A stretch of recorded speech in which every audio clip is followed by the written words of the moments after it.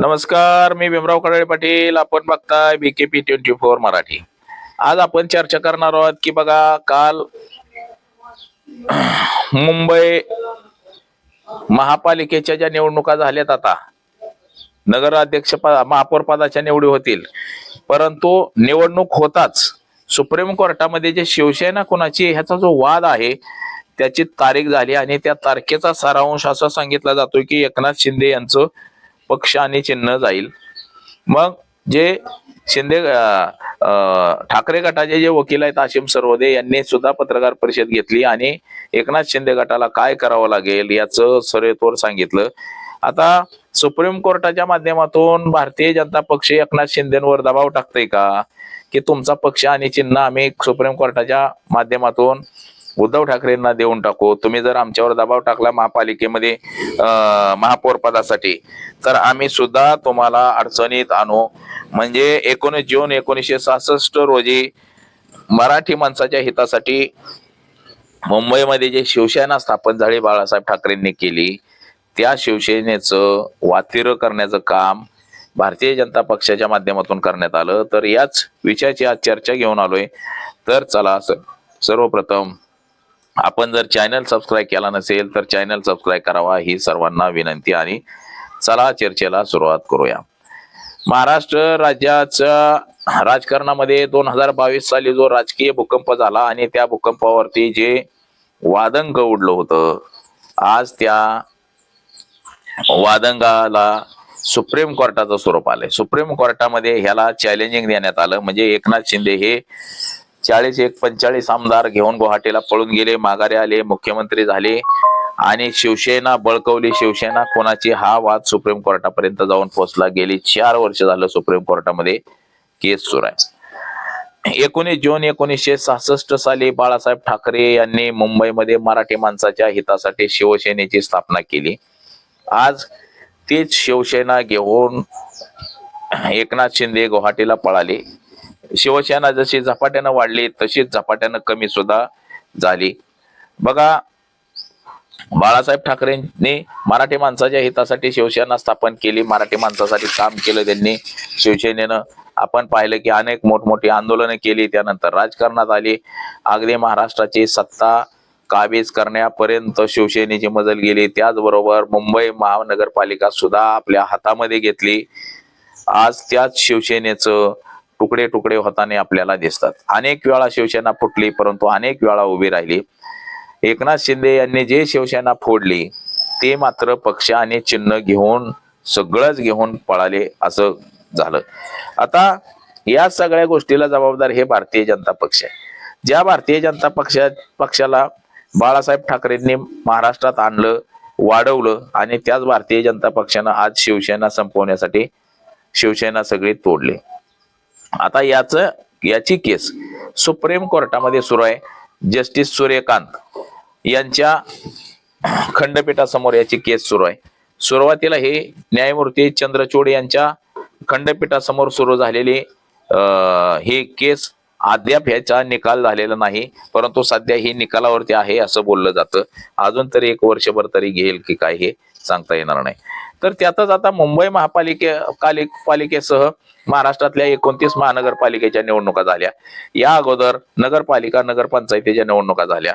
तर आता जिल्हा परिषद पंचायत समितीच्या निवडणुका आहेत. आता मुंबई महापालिकेच्या सहित 29 महापालिकेच्या ज्या निवडणुका झालेल्या आहेत, आता या निवडणुकांमध्ये एकनाथ शिंदे यांनी मुंबईचं महापौरपद मिळावं म्हणून दबाव टाकायला सुरुवात केलेली आहे. आपले जे 29 नगरसेवक निवडून आलेले होते ते 29 नगरसेवक एका हॉटेलमध्ये लपवून ठेवण्याची वेळ एकनाथ शिंदे यांच्यावरती आलेली आहे. एकनाथ शिंदेने ते 29 नगरसेवक ताज हॉटेलमध्ये ठेवलेले आहेत. तर एकनाथ शिंदेना असं वाटलं की भारतीय जनता पक्ष आपलं नगरसेवक फोडेल किंवा ठाकरे आपलं नगरसेवक फोडतील, असं काहीच चित्र निर्माण झालेलं. त्यातच आता काल अचानक सुप्रीम कोर्टाने, म्हणजे जे तारीखच होती परंतु ते तारीख पे तारीख सुरू आहे, पुढील सुनावणी असं सुरू आहे सध्याचं चित्र. परंतु काल त्याची सुनावणी झाली आणि त्याच्यामध्ये आर्ग्युमेंट सुद्धा झालं. म्हणजे कधी ना काळी आर्ग्युमेंट न होणार ते काल आर्ग्युमेंट झालं आणि त्या आर्ग्युमेंट मध्ये मात्र एकनाथ शिंदे यांना दिलासा मिळालेला नाही, तर तो उद्धव ठाकरे यांनाच दिलासा मिळालेला आहे.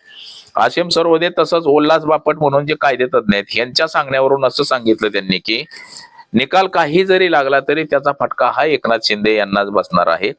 एकनाथ शिंदे यांचीच लोक अपात्र म्हणजे जे शिवसेना कोणाचे ही शिवसेना मूळ विचारधारा म्हणजे मूळ जे शिवसैनिक आहेत त्यांच्याकडे शिवसेना जाईल. म्हणजेच उद्धव ठाकरे यांच्याकडे ही शिवसेना आणि पक्षाचं चिन्ह जाईल. मग एकनाथ शिंदे यांना काय करावं लागेल तर स्वतंत्र पक्षाची निर्मिती करावी लागेल किंवा भारतीय जनता पक्षामध्ये विलीन व्हावं लागेल. एकनाथ शिंदेंनी जर स्वतः पक्ष काढला तर त्या पक्षाला मात्र एकही उमेदवार निवडून येणार नाही अशी स्थिती सुद्धा आहे. तो एकनाथ शिंदेचे आज जे उमेदवार निवडून आलेले आहेत हे सगळे धनुष्यबाण आणि शिवसेना या नावाने निवडून आलेले आहेत. तर जर सुप्रीम कोर्टाचा निकाल आता थोड्या दिवसातच येणार आहे. सुप्रीम कोर्टाच्या निकालावरती जर एकनाथ शिंदे यांची शिवसेना उद्धव ठाकरे यांच्याकडे जर पक्ष आणि चिन्ह गेलं आणि शिवसेनेचं नाव जरी एकनाथ शिंदेकडे राहिलं म्हणजे शिवसेना एकनाथ शिंदे शिवसेना उद्धव ठाकरे परंतु त्याचं चिन्ह आणि पक्षाचं नाव हे जर उद्धव ठाकरेंकडे गेलं तर मात्र एकनाथ शिंदेची काहीच लोक निवडून येणार नाहीत. आता हे सोयीस्करपणे महानगरपालिका जिल्हा परिषदा पंचायत समितीच्या निवडणुका होईपर्यंत हे चिन्ह ठेवलं गेलेलं आहे आणि याचा निकाल सुद्धा ह्या सगळ्या निवडणुका झाल्यानंतरच होईल असं सुद्धा चित्र आहे. म्हणजे निकाल झाल्यानंतरच म्हणजे आज महानगरपालिकेच्या निवडणुकीपुरतं ते चिन्ह ठेवायचं होतं असं काहीच बोललं जातंय आणि महानगरपालिकेच्या निकालानंतर मात्र हे चिन्ह आणि पक्ष उद्धव ठाकरेंकडे जाईल असंही राजकीय लोकांनी म्हणजे कायदेतज्ञ आहेत या लोकांनी सांगितलं होतं आणि तसंच काहीच होताना आपल्याला सध्या तरी दिसतंय.